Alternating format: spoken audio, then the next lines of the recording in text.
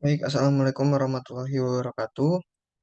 Di sini saya akan melanjutkan penjelasan terkait dengan bab 11 dari buku William Scott yang berjudul Manajemen Laba atau Earning Management. Dimulai dari pertama adalah pandangan umum. Scott mendefinisikan bahwa earning management sebagai pilihan yang dilakukan oleh manajemen untuk menentukan kebijakan akuntansi untuk mencapai beberapa tujuan tertentu. Konsep manajemen laba menggunakan teori keagenan, yang mana manajemen laba dipengaruhi oleh konflik antara kepentingan manajemen dan pemilik. Asumsi agensi teori menyatakan bahwa pihak prinsipal termotivasi untuk mengadakan kontrak untuk kepentingannya sendiri dengan profit yang selalu meningkat. Dalam hubungan keagenan, prinsipal tidak memiliki informasi yang cukup tentang kinerja agen. Hal ini mendukung terjadinya asimetri informasi dan konflik kepentingan. Ada pola manajemen laba yang pertama, ada banyak cara yang dapat dilakukan oleh manajer untuk mempengaruhi waktu, jumlah, atau makna transaksi dalam pelaporan keuangan dengan melakukan pemilihan metode akuntansi dan accounting judgment. Menurut Scott, berbagai pola yang sering dilakukan oleh manajer dalam earning management adalah: pertama, taking a bath; dua, income minimization; yang ketiga, income maximization; yang keempat ada income smoothing. Tujuan manajemen laba untuk mendapatkan bonus. Haley 1985 mengamati bahwa manajer memiliki informasi dari dalam pada pendapatan bersih perusahaan sebelum pengelolaan pendapatan atau laba.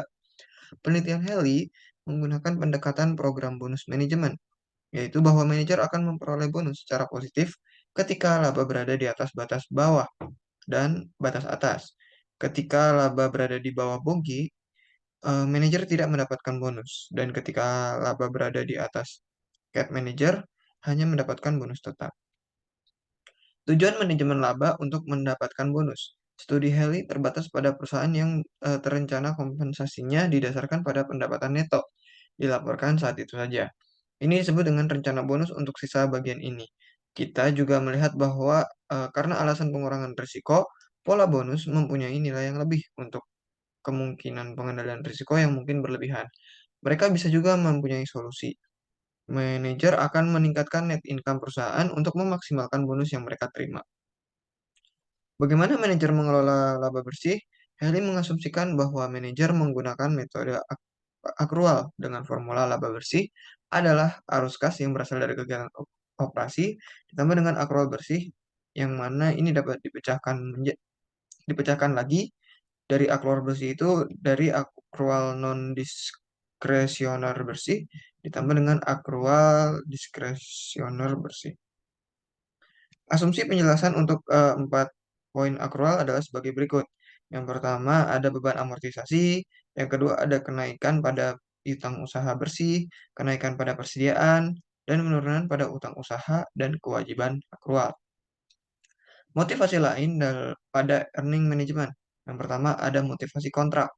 Ada alasan khusus yang menyebabkan mengapa manajemen laba terjadi dalam konteks kontrak, yaitu baik kreditor maupun komite kompensasi, yaitu komite yang menyiapkan berkas kontrak antara manajer perusahaan, merasa bahwa upaya mengungkapkan ada tidaknya manajemen laba adalah upaya yang mahal dan membutuhkan waktu. Kondisi ini seakan menjadi pendorong bagi manajer untuk melakukan manajemen laba. Ada dua tujuan untuk menggambarkan earning management dari sisi kontrak, yaitu yang pertama, kontrak antara manajer dengan perusahaan; yang kedua adalah kontrak antara perusahaan dengan kreditur. Memenuhi motivasi ekspektasi laba investor dan mempertahankan reputasi. Pengharapan dari investor bisa dalam berbagai bentuk dan cara. Sebagai contohnya, kemungkinan bisa didasarkan pada laba dari periode yang sama pada tahun sebelumnya, atau analisa terkini atau perkiraan yang dilakukan oleh perusahaan. Perusahaan yang menawarkan laba lebih besar dari nilai yang diharapkan secara tipikal akan menikmati peningkatan share price secara signifikan. Sejalan dengan revisi investor pada probabilitas mereka dari performa baik di masa mendatang. Sebagai kebalikannya, maka perusahaan dengan kejutan laba negatif akan mengalami penurunan share price secara signifikan dan mengalami kegagalan dalam perkiraan analisa laba. Tentunya para manajer yang kehilangan laba yang diharapkan bisa menawarkan penjelasan. Beberapa penjelasan jelas menghadapi masalah perusahaan, kegagalan memenuhi laba yang diharapkan, investor yang memiliki konsekuensi yang serius. Konsekuensinya adalah memenuhi ekspektasi laba dan mempertahankan reputasi adalah dorongan manajemen laba yang kuat. Initial Public Offerings.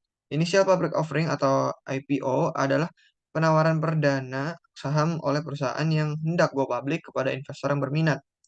Dengan melakukan IPO ini, perusahaan yang awalnya berbentuk private, maka menjadi perusahaan yang go public.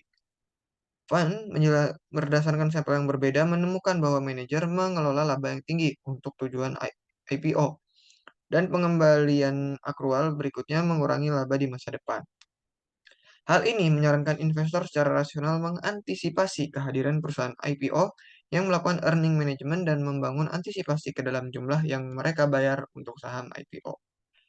Sisi baik dari earning management adalah membuka komunikasi yang diblok atau terhambat. Konsep komunikasi yang terhambat ini berasal dari Dembski dan juga Sappington, yang menunjukkan bahwa kehadiran dari komunikasi yang diblokir atau terhambat bisa menurunkan efisiensi dari kontrak agent, karena agen kemungkinan akan kekurangan perolehan informasi dan berkompensasi dengan bertindak. Jika hal ini terjadi, maka pelaku utama akan menerima insentif untuk mencoba mengeliminasi atau menurunkan blokade informasi. Menurut Gu dan Lee, cara untuk mengurangi blokade adalah pembelian saham. Pengungkapan barisan item mengurangi kemampuan manajer untuk menggunakan earning management untuk mencapai perkiraan. Dengan demikian, kecurigaan investor bahwa perkiraan mungkin dinaikkan.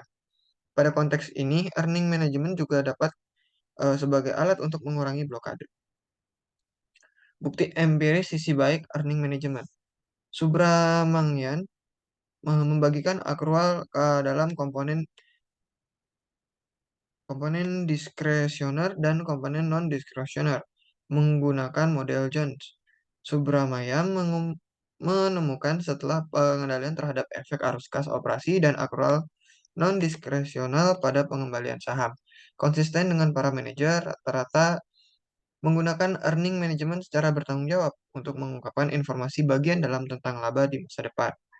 Reaksi pasar yang positif terhadap komponen accrual discretionary, walaupun kurang positif daripada komponen asli, manajer menggunakan accrual discretionary ini untuk menyampaikan informasi yang berguna untuk para investor, juga mendukung hasil kontrak yang efisien. Sisi buruknya dari earning management adalah manajemen laba oportunistik. Meskipun teori dan bukti yang bertanggung jawab dalam penggunaan manajemen laba, ada juga bukti manajemen laba yang buruk. Dari perspektif kontrak, ini merupakan hasil dari tingkah laku opportunistic manager. Kecenderungan manajer untuk menggunakan manajemen laba agar memaksimalkan bonus mereka. Investigasi mengungkapkan bahwa sejumlah motivasi untuk manajemen laba tersebut, yang umum adalah kedekatan dengan pelanggaran perjanjian utang. Motif lain untuk melakukan manajemen laba yang buruk muncul ketika manajer bermaksud untuk meningkatkan modal saham baru dan ingin memaksimalkan hasil dari penerbitan saham baru.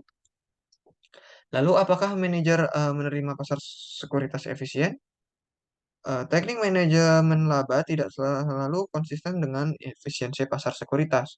Mereka mengandalkan keterbatasan perhatian investor untuk menjaga tingkat manajemen laba sebagai informasi internal.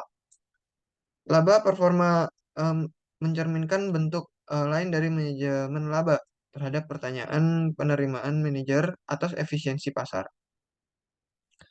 Manajer yang menekankan pada klaim laba performa bahwa ukuran ini lebih baik untuk menggambarkan kinerja perusahaan dari laba bersih GAAP. Namun, ketika laporan laba rugi yang didasarkan pada GAAP tersedia, pasar yang efisien akan menyesuaikan secara cepat untuk item yang dihilangkan dari pengumuman laba performa. Konsekuensinya adalah tekanan manajer atas laba performa menyarankan mereka untuk tidak menerima efisiensi. Kebijakan manajemen laba tidak masuk akal jika pasar sekuritas efisien. Konsekuensinya, manajer yang terikat dalam hal tersebut, mereka seharusnya tidak menerima secara penuh tentang efisiensi. Implikasi bagi akuntan.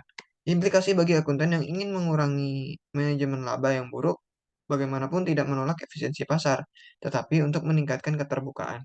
Pengungkapan penuh membantu para investor untuk mengevaluasi laporan keuangan, sehingga mengurangi kerentanan mereka terhadap bias perilaku dan mengurangi kemampuan manajemen untuk mengeksploitasi tata kelola perusahaan yang buruk dan inefisiensi pasar.